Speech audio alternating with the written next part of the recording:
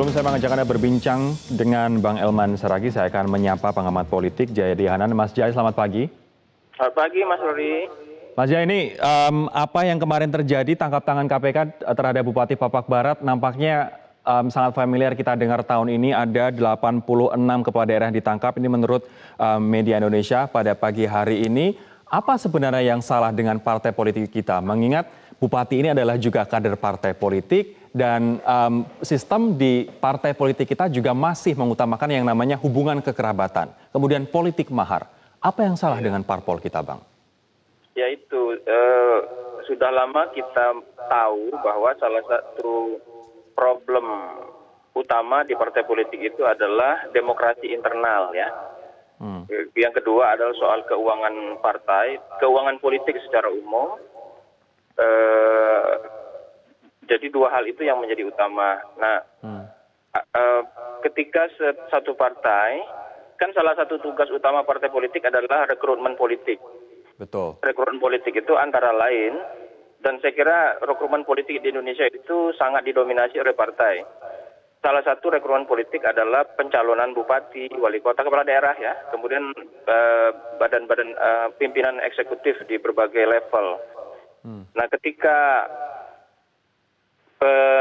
perekrutan seorang calon kepala eksekutif atau kepala daerah itu dilakukan secara tidak demokratis di dalam partai, itu berarti kan satu, dia tidak menggunakan proses yang baik begitu, yang mengutamakan merit system misalnya.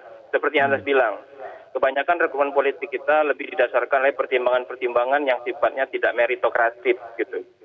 Tidak didasarkan oleh rekam jejak seseorang, kemampuannya, kemudian kesiapan dia untuk memimpin dan sebagainya itu. Mas Jai, itu tapi mohon maaf sebelum ke poin kedua, tapi masalahnya tipe-tipe rekrutmen seperti itu dilakukan oleh hampir semua partai politik di Indonesia. Kemudian bagaimana mengubah status quo ini apabila sudah mengakar kuat?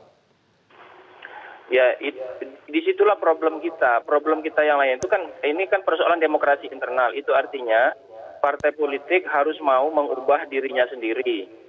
Mengubah dirinya sendiri itu melalui dua cara minimal. Satu, melalui peraturan perundangan, misalnya undang-undang partai politik dan undang-undang tentang DPR, DPRD, yang menempatkan partai politik dalam posisi yang diharuskan untuk memiliki mekanisme demokrasi yang baik.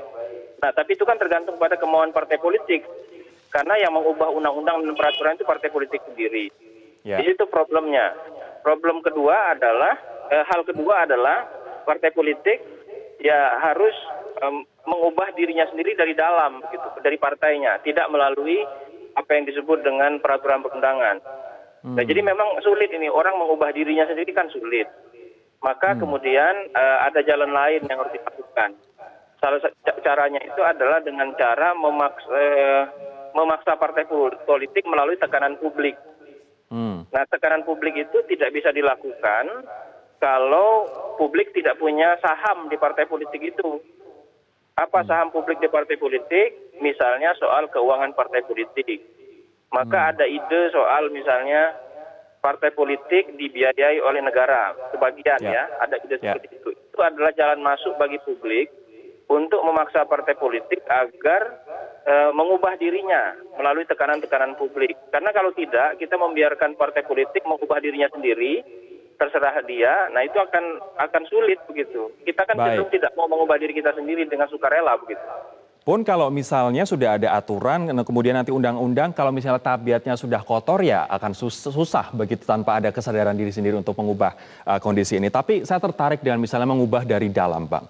Kalau menurut Mas Jayadi, apa sih keuntungan dari partai politik dengan dia mengubah internalnya pencalonan calon kepala daerah bukan menjadi praktek bisnis lagi, tapi berdasarkan meritokrasi? Apabila suatu parpol melakukan itu, apa keuntungannya di depan publik bagi parpol tersebut? Dalam jangka pendek mungkin itu tidak begitu terlihat ya, karena bisa saja partai yang mengubah dirinya sendiri dari dalam itu mungkin secara elektoral berkurang dukungannya dari masyarakat. Tetapi dalam jangka menengah dan panjang, lambat laun masyarakat yang makin lama makin terdidik, generasi kita makin berubah, itu mereka menuntut lebih banyak demokrasi, menuntut transparansi, akuntabilitas dan sebagainya. Sehingga ketika partai politik mulai mengubah dirinya dari dalam jangka menengah dan panjang itu mereka akan beroleh keuntungan dan mereka akan lebih dicintai, disukai oleh masyarakat. Saat ini hubungan masyarakat dengan partai itu tidak baik karena hanya 10-15% masyarakat kita merasa punya hubungan emosional dan psikologis dengan partai. Selebihnya masyarakat tidak terlalu peduli dengan partai. Baik, oke. Baik, terima kasih Mas Jayadi Hanan atas analisanya pagi hari ini. Jayadi Hanan, analis politik. Terima kasih. Saya akan ke Bang Elman sekarang. Bang Elman, kalau misalnya tadi waktu kita berbicara sebelum break Anda mengatakan bahwa kalau misalnya bangsa Indonesia ingin maju, titik pucuknya adalah di partai politik. Kenapa Anda mengatakan demikian? Ya, karena semua sumber tenaga ya, SDM untuk mau jadi presiden, wakil presiden, ya bahkan menteri, gubernur, bupati, wali kota, duta besar, dari partai politik. Kan tidak ada jalannya dari yang lain. Atau minimal membutuhkan approval dari... Ya pokoknya partai politik lah. Nah, itu sebabnya saya mau katakan, kalau negara ini mau bagus, kalau negara ini bebas korupsi, maka yang harus pertama, ya partai politik harus berubah. Partai politik harus mampu melahirkan kader-kader yang tangguh. Tapi kalau partai politik tidak mampu memberikan kader yang tangguh untuk turun di pilkada, menjadi presiden, wakil presiden, menjadi gubernur dan sebagainya, ya selama itu juga negaranya akan negara koruptor, negara yang paling busuk. Ini kan coba Anda bisa bayangin dari hari ke hari tangkap, tidak ada ketakutan, tidak ada efek jerak. Itu kan udah bobrok itu mentalnya. Nah, apa kau mau salahkan pemerintah? Dan pemerintah ini sebenarnya siapa? Ya partai politik. Kan pemerintah ini kan dilahirkan oleh partai politik. Apa pemilihan umum, pilpres itu siapa? Ya partai politik. Nah, satu ketika Anda bayangin kalau partai politik mendorong kadernya untuk jadi presiden dan presiden tidak bagus, tidak bermental bagus. Gimana nasib negara ini? Jadi kalau menurut saya, kesimpulannya apa yang terjadi sekarang ini, inilah gambaran joroknya kaderisasi, joroknya perbinaan di partai politik. Jadi partai politik tidak boleh misalnya buang badan, begitu ada tertangkap kadernya, udah kita tidak akan memberikan bantuan hukum, kita pecat, seenak aja. Tidak semudah itu.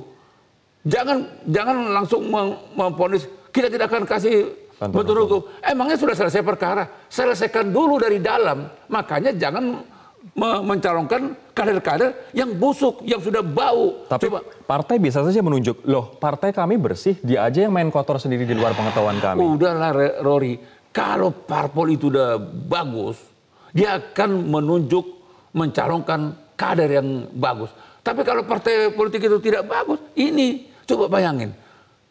KPU, contoh ya, KPU sudah melahirkan PKPU, bahwa orang yang sudah pernah dihukum karena korupsi tidak boleh calon anggota DPR kan itu kan. Ya. Sekarang coba, bahkan ada saya tahu sudah pernah dipenjara, masuk pilkada, lolos lagi jadi bupati. Jadi bagaimana kita mau bersih? Maksud saya mungkin sudah tobat, Bang. Nggak ada itu tobat. Ya busuk tetap busuk. Menurut saya ya, orang-orang yang sudah pernah terlibat, sudah dihukum, orang itu udahlah, jangan lagi kesempatan jadi bupati, wali kota, gubernur, jadi anggota DPR, udahlah. Suruh dia cari kesibukan yang lain sambil dia bertobat. Jangan lagi dia kesempatan diberikan kewenangan. Jadi anggota DPR, jadi bupati, gubernur. Salah-salah, satu ketika nanti jadi presiden pun dia akan maju juga dia. Bagaimana busuknya kita, Rory. Jadi parpol jangan buang badan. Baik, kita akan lanjutkan lagi Bang Elman perbincangannya, namun kami akan jeda terlebih dahulu. Kami juga mengundang partisipasi Anda di 0215839900 dan juga di Twitter @mediaindonesia. Kami akan segera kembali.